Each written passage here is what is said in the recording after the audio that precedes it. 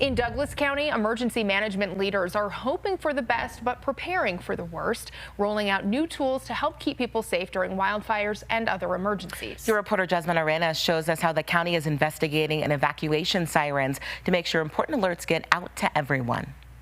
Well, it's a first of its kind, and Douglas County leaders want residents to remain vigilant of the dry conditions that can pose for a high wildfire risk this season.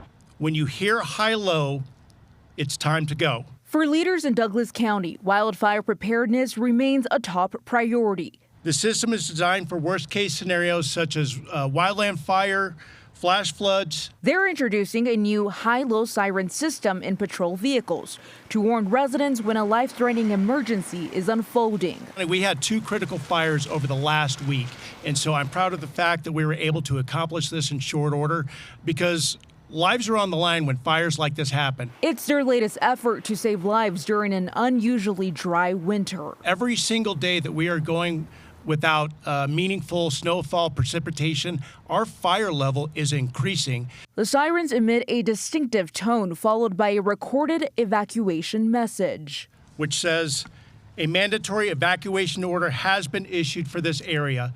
Please evacuate immediately.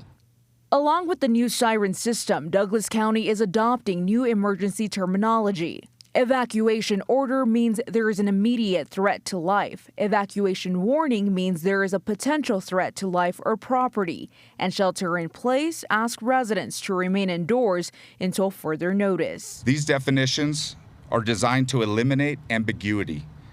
Clear language leads to faster action, and faster action saves lives. The system could be used as a backup when digital alerts fail. For the fire service, one of the biggest challenges during fast-moving incidents is reaching people quickly. That is where tools like the low-high siren become incredibly valuable.